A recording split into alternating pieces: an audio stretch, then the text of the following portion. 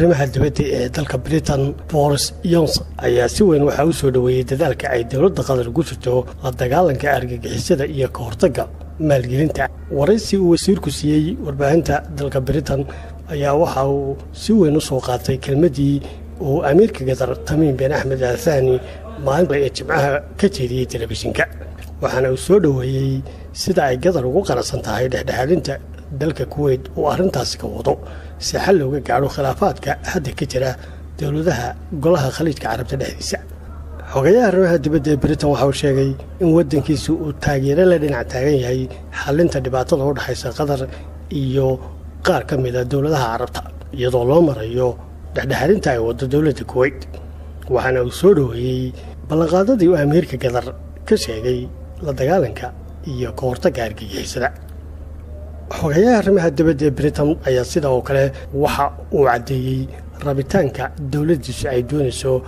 inay dalalka Imaaraadka, Bahrain iyo Sacuudigu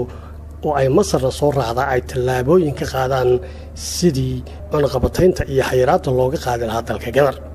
maalintii Jimcaha ayaa khudbadii uu jeediyay amiirka Qatar Sheekh Tamim bin Ahmed Al Thani waxa uu sheegay sida ay Qatar diyaar ugu tahay wadahadal ay la gasho wadamada Afrika iyadoo asaas looga dhigayo in la ixtiraamo madaxbannaanida wadankiisa. dhanka kalena taliyaha hoggaanka saldhigga dhexe ee ciidamada Mareykanka General Joseph Leonardo oo xilligan ku sugan magaalada Doha ee dalka Qatar ayaa waxa uu dawladda Qatar ku amaanay kaalinta ay ka qaadatay la dagaalanka argagixisada. Generaalka oo ka hadlayay munaasabad uu ku qaabilay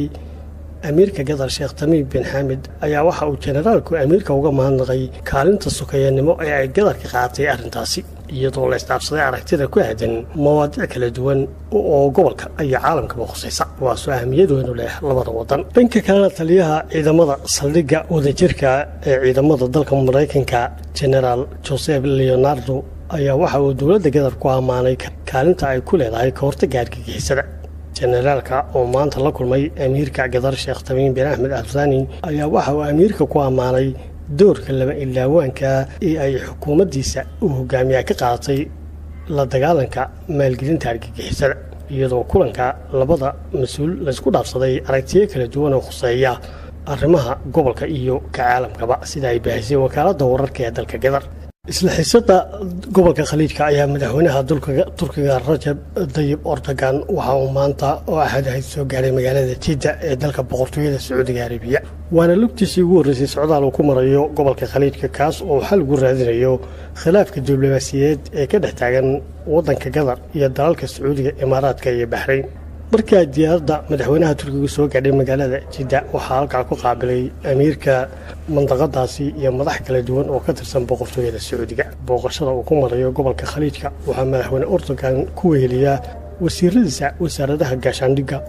arrimaha dibadda, dhaqaalaha, macdanta iyo tamarta, taliyaha hay'adda sirdoonka iyo taliyaha hoggaanka ciidamada, waxaana uu magaalada Jeddah kula kulmay boqorka Sacuudiga Boqor Salmaan bin Cabdilcasiis iyo amiirka la dhaxalka boqortooyada Amiir Maxamed bin Salmaan.